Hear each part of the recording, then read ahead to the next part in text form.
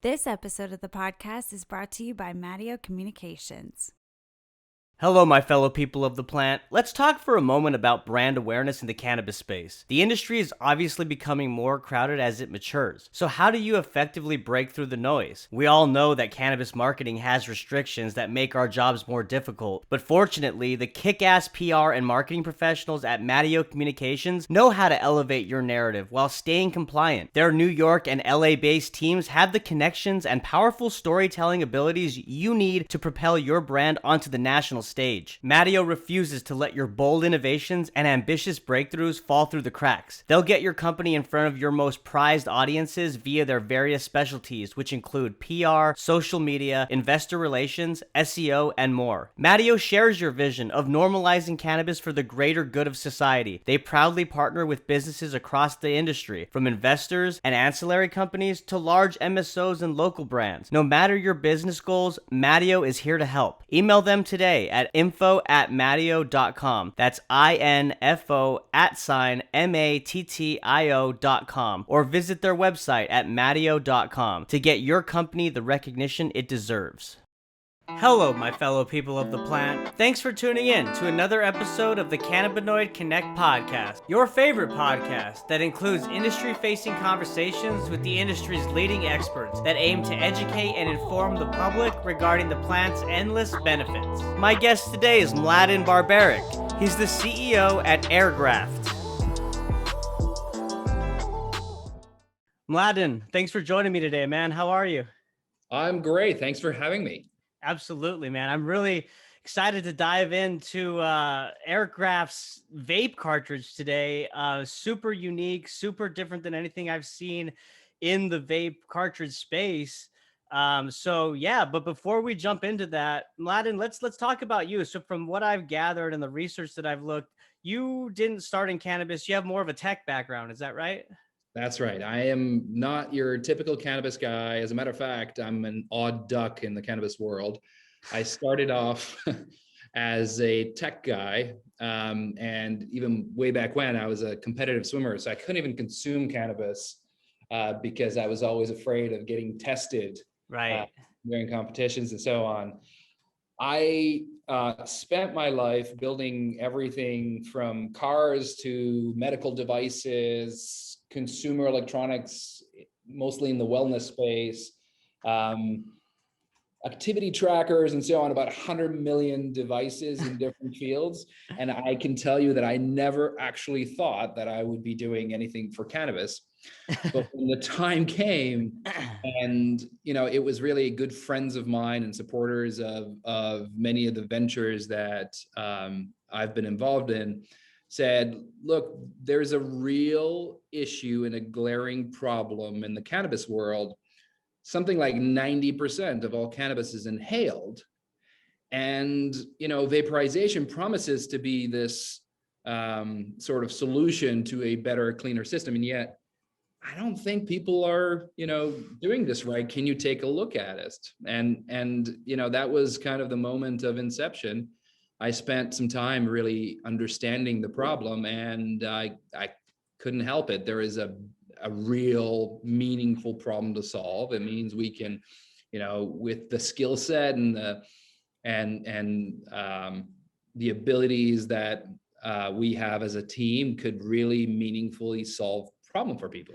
Well, and so let's dive into those challenges. I know that the obvious one was during the VapeGate crisis, right? And that was where we uncovered that there was a lot of illicit black market, low quality vape cartridges out there that contained a lot of vitamin E acetate and mycotoxins and just bad pesticides, bad things that we shouldn't be consuming. So obviously that was one. But what were some of the other challenges as a new entrant into the space that you were just kind of surprised about?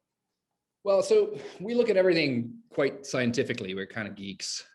So bottom line is, when you look at a vaporizer today, none of them really should be called vaporizers, because, vaporizing is actually boiling, right? You just bring a liquid to enough heat to boil it. You convert it from a solid or a liquid particle into a gas without changing the molecule. That's the science behind it. It's really simple. It's just like You're putting atomizing it, right? you're, you're Yeah. atomizing it without changing the molecule. But what happens in reality is every vaporizer out there is a simple on-off switch and a heater. So imagine now you take a pan of oil, you put it on a stovetop, and all you have is 0 and high. And so you put it on high and it heats up, and somewhere along this heating process, it starts to boil, and immediately after, it starts to burn. Now, you know what happens with the oil in the pan when you burn it, right? It's not something that you want to consume. No. Very much the same thing with vaporizers out there. So that was one of the key things, the glaring problem that we saw. Temperature control. And it's more than just temperature control. You got to think every extract is different, right? So different ratios of THC, of CBD, of other cannabinoids, depending on how it's made. Does it have more terpenes in it? What kind of terpenes, and so on. So every extract out there really requires different attention to bring it to boiling point, express all the little bits. And that's such an interesting point, because I recently visited a farm in Texas, they're fully integrated, but their extraction process, he was echoing the same thing. He was one of the beginning, I'll give him a shout out, Greg Autry, one of the beginning founders of the rosin press. And the way that they look at that, he said, from an extraction standpoint is, each, like you said, each strain contains different secondary compounds like terpenes, flavonoids, right, cannabinoids, and all of those are unique in the way in which their temperature should be brought up, whether you're extracting, whether you're vaping, I need to find a better word than that now, but bringing it to a boil, right? So is that what you're saying, that each of those compounds and whatever strain that those are in kind of dictates the temperature that it should be? Yeah, and it's not a single temperature, it's how we heat it. How we bring up the temperature, how we plateau the temperature, and then how do we compensate for subsequent puffs and so on. So you really need to be smart about how you're heating, because you can overheat very quickly. And overheating actually is resulting in volatilizing a lot of compounds that you really don't want. But to a user, when they try a vaporizer that's actually vaporizing versus, the vaporizer cartridge of today that's burning, there's a huge difference in flavor. You can actually taste all the terpenes. You can taste the plant. It tastes and smells like cannabis. You can almost sort of grab the flower and smell it. And there's a big difference between that and that burn and sort of tinge in the back of your throat. It's just not doing the extract justice. Right. So those are kind of two unique value propositions that you touched on. First being the temperature control and managing that, but then also having a clean vapor experience, right? Actually tasting those secondary compounds, like we mentioned, terpenes and others. And then the third that kind of struck out to me seems to be this sense of transparency. Like right now, the biggest kind of challenge, I guess, for the savvy consumer is that, especially in states where it's not legal, is that you don't really know what you're consuming when it comes to those secondary compounds and how those compounds match and interact with your endocannabinoid system, right? Your own unique DNA. So it sounds like what y'all have done is, from a digital experience, you have that transparency where you actually know not only what secondary compounds and cannabinoids are in the product, but how much you're actually dosing and consuming. Right. So you've touched on a few points here. There's the transparency, the simple thing, like I'm buying strange brown juice and I'm going to inhale it. I better freaking know what's in it. And so we're trying to make sure that there's clear guidelines around what's okay to have in the extracts and what's not. And then have full transparency for the user so that they know what is in it, what is not, and so that they can make smart choices, and also have some sort of a guideline, like a standardized guideline on, hey, there's no synthetics here, there's no MCT oil or cutting agents and dilutants and so on, so that at least on the platform level, that there'll be no bad stuff here, it's just cannabis. But even once you dig into that, and then there's the curiosity side, right? So there's all these extractors and growers that are pouring their hearts out, but you buy their stuff in a cardboard box in this cartridge that, questionably looking thing. and it doesn't really portray the love and the thought that went into that extract, right? It's kind of not underselling, but it's just not doing the justice to the love that went into it. And so what the digital platform allows the extractors to do is actually tell the story. That we've worked with some really interesting places that, one of them was watering their plants only by using snow melt from Mount Shasta. Nobody knows this, when you buy a cardboard box, but you can tell that story, and you can really tell the story of the brand and the craftsman behind it. And then the last thing that you touched on is dosing. Everybody talks about dosing in cannabis. I think on the medical, like if you actually look at it in medical terms, the correct term is titration, because it's the idea of finding the right dose for you, right? So a doctor wouldn't prescribe 2 milligrams of THC for you because your system is different than my system, and my previous usage is different than your previous usage, and so on. So the idea is to slowly increase the quantity until you reach desired effect. And soon as you surpass that desired effect, you pull back to that level. And so what we do is build tools for titration, or in simple terms, portion control, so that you can have a repeatable experience and you can find the right dose for you. Right. And that conversation is kind of like, it's not even apparent in the vape space, right? I mean, you hear a lot about dosing or tritation within edibles, right? Because those can get a little more tricky because, your CB2 receptor in your gut is what kind of takes that in. And that's where you feel the effects. So it's a little slower onset than actually the decarboxylation and smoking. So what's interesting with Airgraft is bringing up the conversation of tritation or dosing within vape cartridges.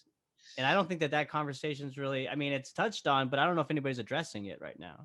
Right. So, I mean, a few people have tried to really address dosing, but I think it's a bigger conversation than dosing. Obviously, when you inhale, it hits faster. It's delivered perfectly.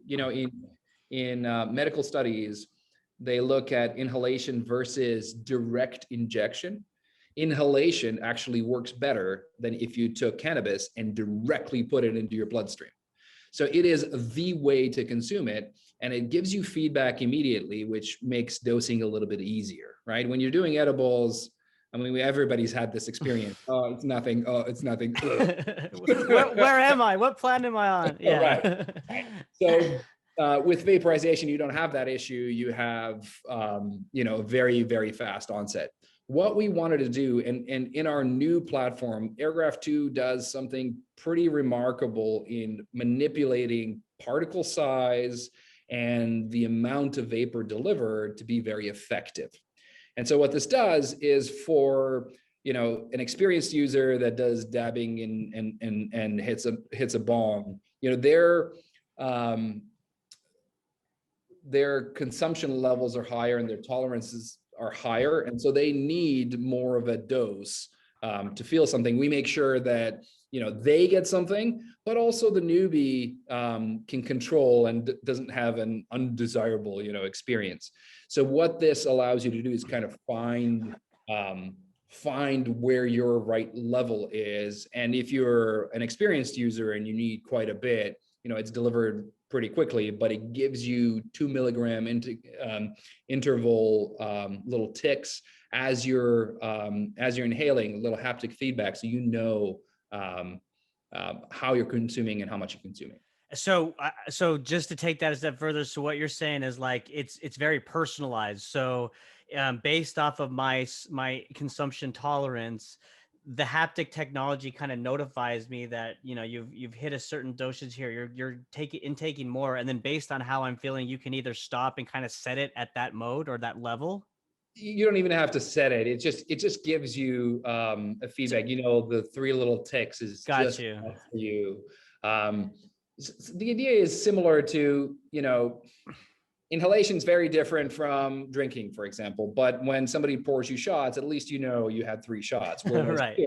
3 shots comes really fast, and the fourth one and the fifth one are quite fast if you're not paying attention.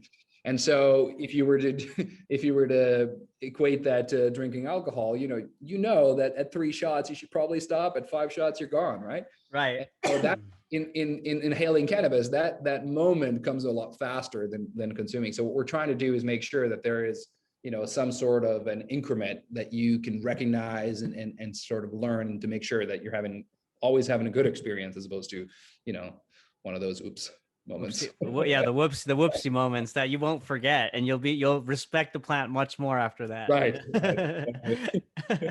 I want to go back. So we talked about the challenges that you immediately saw, right? Kind of when you were brought into this conversation by, I think you said, former colleagues or friends in the space. And so what was your reaction? Like, were you like, okay, like, I'm excited, this looks like a big gap that I could fill? Were you still hesitant? Like, what kind of made you? It took me over a year. Over a year. To really get into it. I mean, my first reaction was, what do I know about this? And I had to sort of peel the onion and think through this on the side of, how do I add value, right? My skill set and the skill set of the team that I've sort of brought through several ventures is development of very high-end tech devices, things that other people really don't know how to tackle, or they're too hard to do. Right. We sort of specialize in this type of stuff. We had developed several drug delivery devices, so we really understood efficacy and efficiency of drug delivery.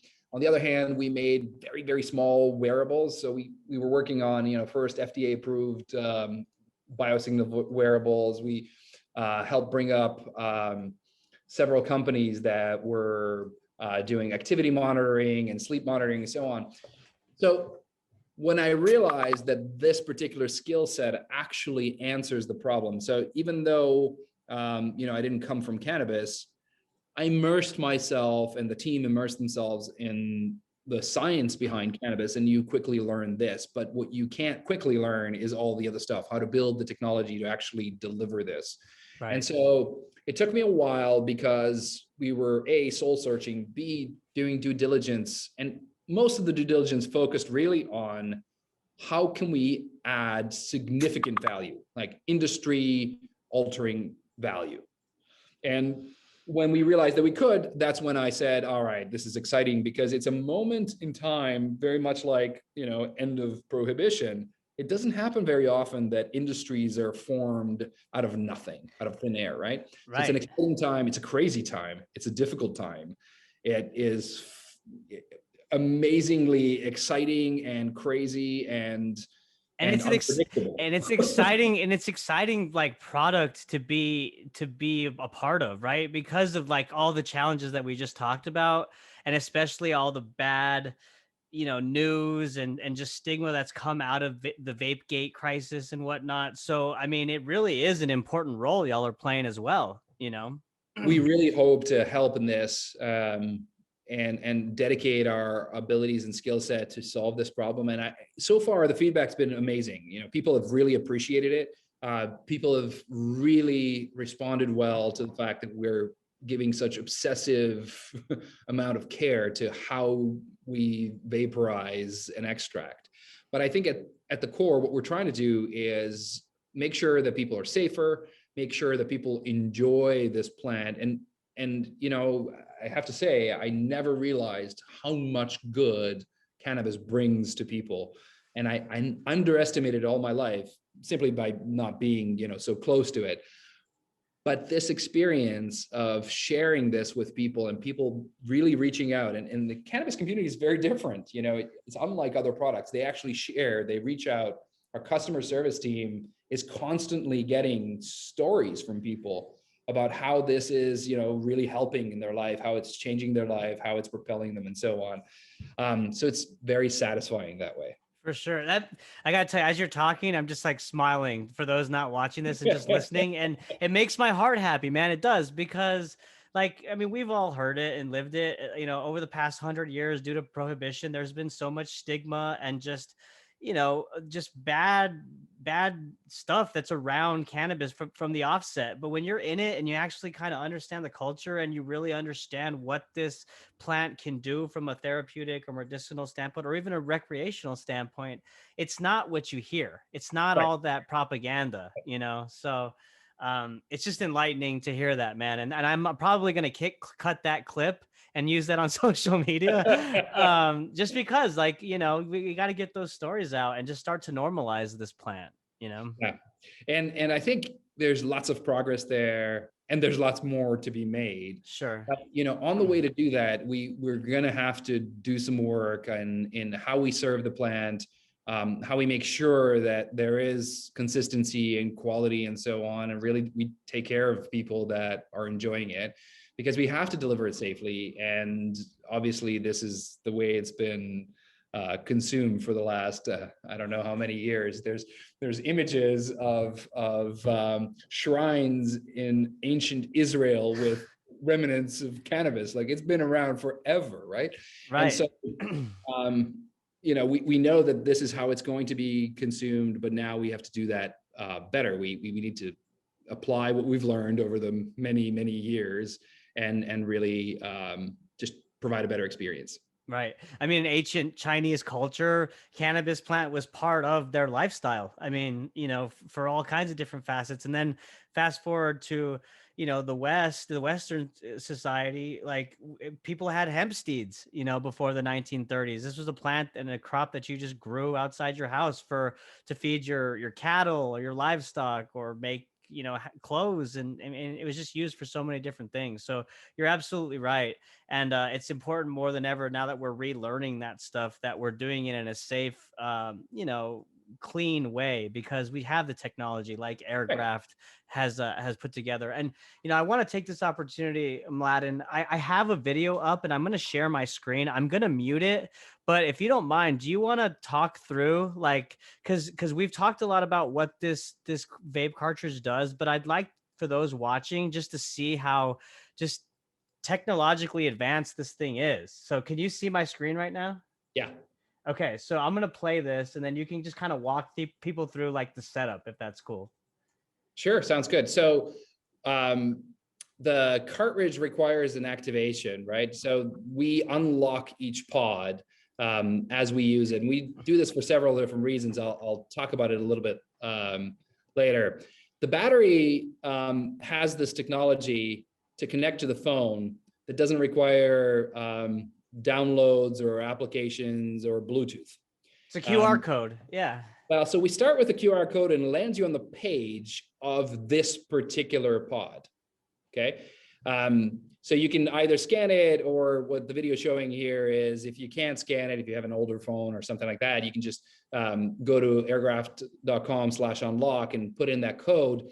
And then when you do, you sign in and you can unlock the pod simply by placing the pod into the device, into the battery itself. And then you take the battery and you place that battery directly on the screen of your phone. It works on any phone, unless you have some flip phone from 1990. Doesn't matter if it's Android, iOS, and so on. And so what it does here is quite remarkable. We communicate through the screen of the actual phone, and we unlock the pod, and we also send the pod directions on how to perfectly heat this particular extract. And we do this for several reasons. One, it allows us to in-field always adjust and better the heating algorithms. Mm-hmm. But the other thing it allows us to do is something quite magical.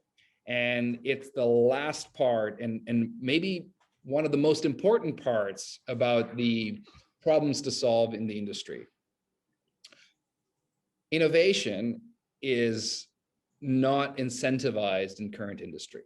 And let me tell you why. Today, an extractor, a producer, goes and buys a cartridge from a myriad of Chinese factories that make, the typical 510 thread cartridge. 510 thread. Yeah, that's the one that's replicated, right? Yeah. It's everywhere. It's a common thing. And it's that simple heater that I talked about, zero high, right? They buy it, and now it's a cost of goods for them, and they fill it. And because they cost the money, now they have to mark it up. And when they mark it up, they sell it to the distributor, and then they mark it up, and then the wholesaler, that's sold at wholesale to the retailer, and then retailer marks that up. And then, especially in California, you pay your 35-ish% tax. And so now what was $1 that they sold them is $4.50 to the user. And so this prevents progress because it just costs too much, right? So what we've done is we figured out how to game this system. And what we do is we work with select extractors, and we give them the pods for free. Wow. Yeah. And so what happens is, even though our pods are much more expensive than your typical 510 thread cartridge, because we finance them and give it to them for free, the retail price ends up being way cheaper. So in some cases, it's $15 cheaper cartridge. And how we eat is we charge a $10 membership fee, and people can activate as many pods, and that $10 a month is actually cheaper even if you use one pod. So you buy one pod and you've paid off your membership and still saved money.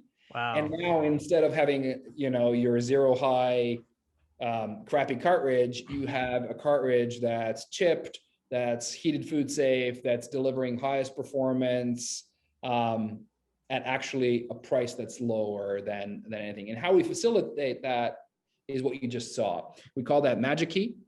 And it's a way to unlock and a way to facilitate the membership.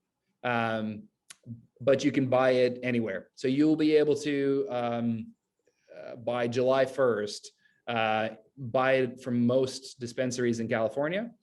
And you just buy it at a retail price that's much lower than the 510, and you activate and you become a member, and this is how you enjoy Airgraft. So it's the last bit of innovation and a problem that we really try to solve for. How do we get people highest performing, best stuff, but at a price that's actually lower than today's?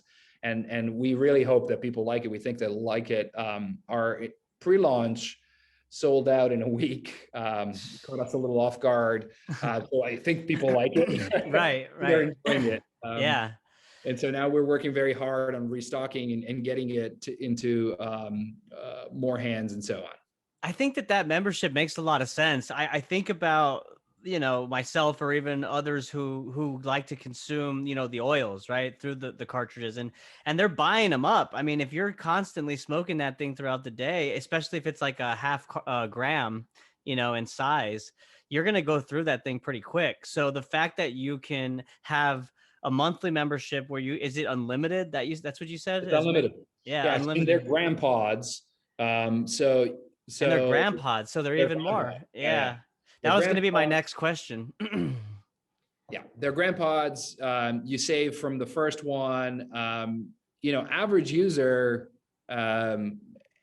uses somewhere around 2 pods a month. That's average. Lots of people use 4 or 5, much higher than that. Yeah, exactly. We're just going to leave it at that. And so we were really trying to figure out a way to get them to be able to enjoy this at the lowest price possible, because it's just the right thing to do, right? Like, everybody should be able to afford really clean, really high performing cartridges. Yeah, no, and I love that mindset. And, eventually that mindset, and as more people hear about this product and try it and understand the efficacy, hopefully that'll start to weed out a lot of those 510 threads that are just replicated and have the, the bad stuff in them.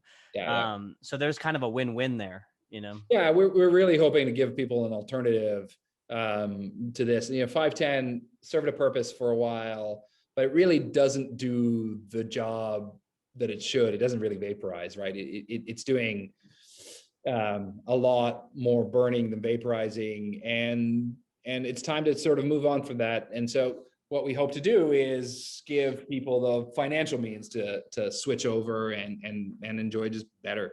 Mm-hmm. You know, the other incentive that I think about as you're talking and explaining the product and all of its technological features and everything that it does is also, I go back to that word personalization. And we just lived through, I mean, we're still living through a pandemic, right? I mean, more people are getting vaccinated, but this concern of sharing things and, you know, germs and just making sure that we're sanitizing. I mean, this is a personal device, and this is my opinion. Flower seems to be more kind of sharing, right? You roll a joint or a blunt, or you have something that you're passing. Whereas if you have your own cartridge, that's more personal. That's like yours, right? And Yeah. this kind of seems very, very personal because only you can unlock it. It's, you know, it's catered to your consumption, intake levels, and so on. So yeah. Yeah, I mean, it's a highly personal device. It's one of the first things I realized when looking at vaporizers. It's one of the rare devices that passes what we call a turnaround test. You know, if you're a user of, if you vape, there are very few things that you would turn around and come back for if you left the house. You know, there's keys, wallet, and cell phone. And And for most mask in vapor, 2020. yeah, so yeah. In this day and age, yes, mask also. But hopefully not much longer. Exactly. Yes, I'm with But you what on that. stays is people who use a vaporizer. Vaporizer is one of those things that they pick up, which means it's a highly personal device. And you know, one thing that I found difficult when I started using cannabis was if I have to roll a joint, I'm sort of committed to the joint, and a lot of times I just want to sip. You know,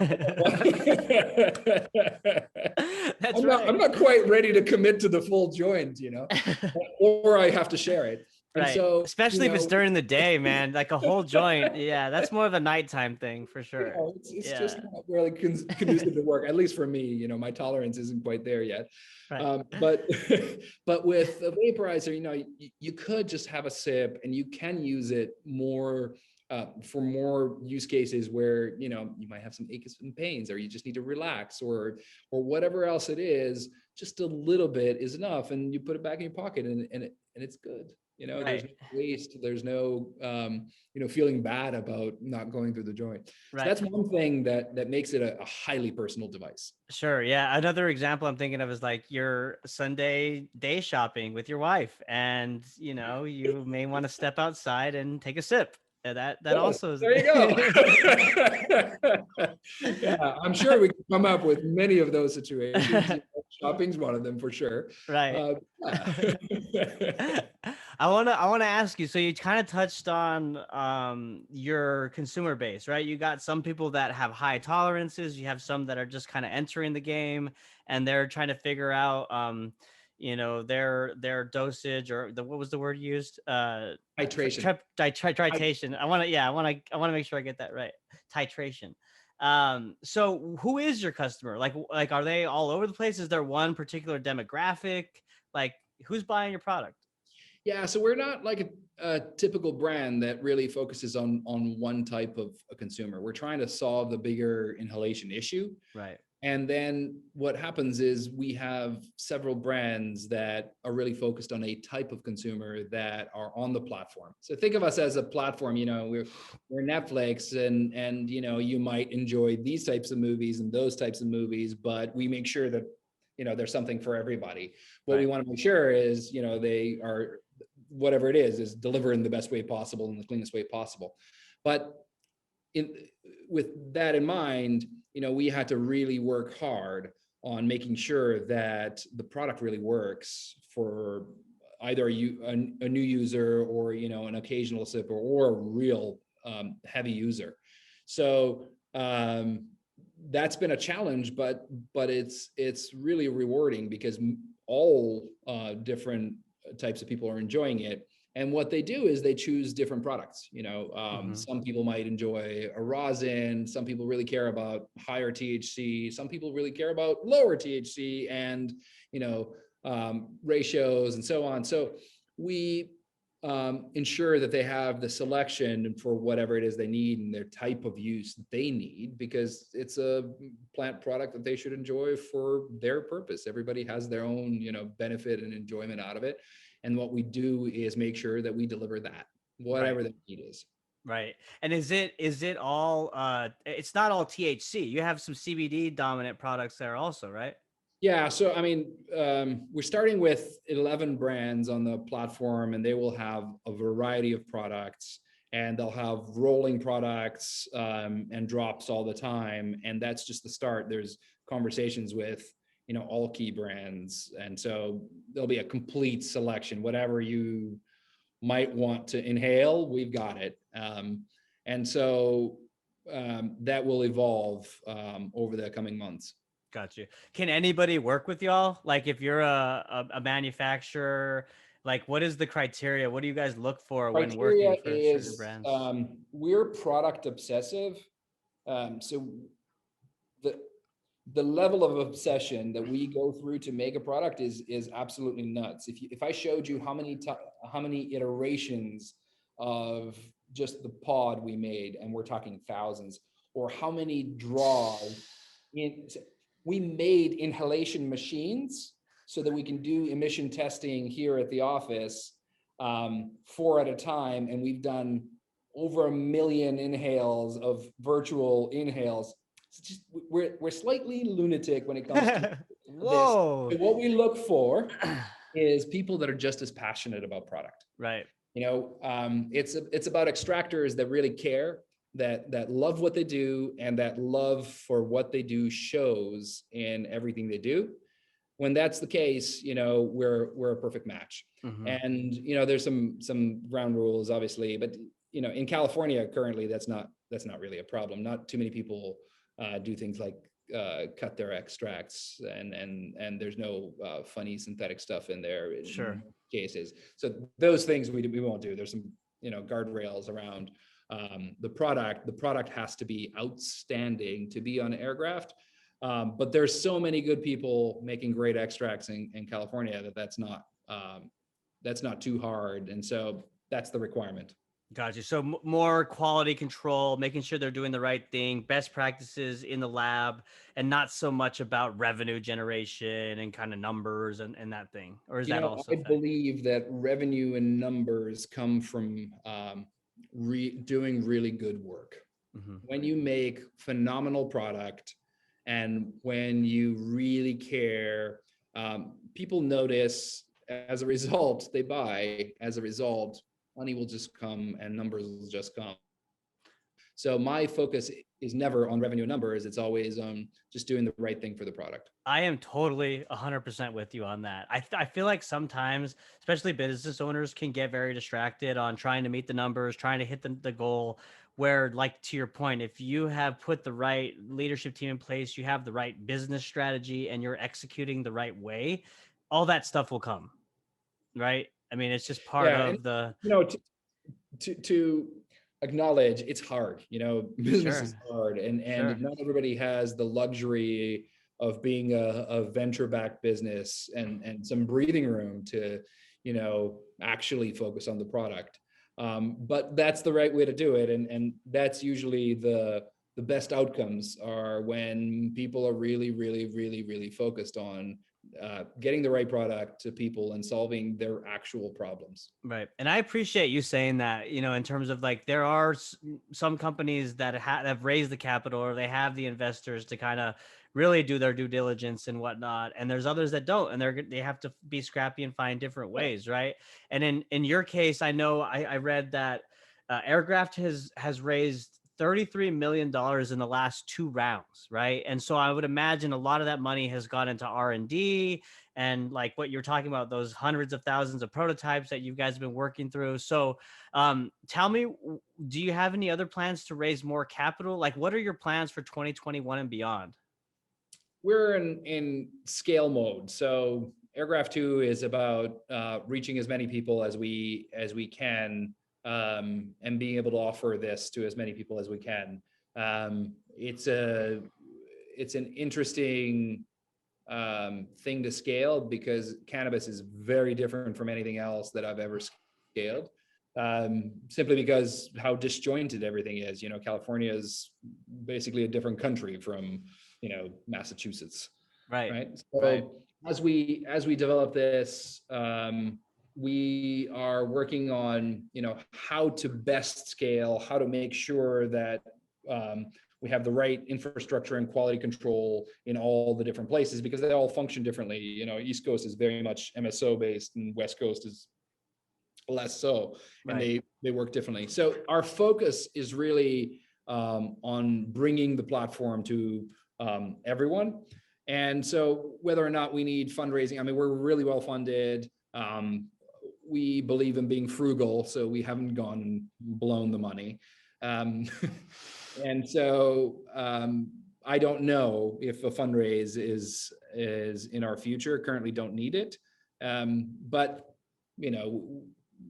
we don't know what the future will bring, and Sure. how we need to deal with overcoming the obstacles. Sure. Well, hey, I mean, the product itself it stands on its own. I mean, all the different things that we talked about in terms of providing complete control over, temperature and what's in the product, from the actual clean vapor experience and just the transparency. How much am I taking in? Am I not overdosing and whatnot? And so I love that it's all digitized, it's all smart, and it speaks to the future of this industry in a lot of ways. So, Mladen, where can people find this product? Where can they find your website, social media, if they want to learn more? So airgraft.com is the best place to go find out availability. We're going to restock our pre-order. We are currently out of stock. It went so fast that we just couldn't keep up. We're working on restocking it. Pre-launch will be up and running very soon. If you go to airgraft.com, you'll be able to sign up, and also as soon as it's back in stock, be able to get a delivery of the starter kit, which includes the device and the pod. You can try it. And with it, I believe by July 1st, we're going to be in several dispensaries across the state, and then you'll be able to walk into the dispensary and get it. But at any point, you'll be able to go to airgraft.com and just order. We're working with Amuse and a few other delivery partners. They'll be able to fulfill within a few hours, probably, of the order. So that's probably the easiest, fastest way to get it for now, airgraft.com. Got you. Awesome. Well, Mladen, thank you so much for your time today. I really enjoyed you walking us through Airgraft 2, the cartridge, all of its technological features, and the problems that y'all are solving. I really enjoyed it. So thank you so much. Thank you so much for having me. This was an awesome conversation. Let's do it again. Cool. Yes, let's run it back, man. Once you guys launch and get going, I'd love to have you back. Perfect. Sounds good. Thank you so much. All right, and thank you all for listening. Bye.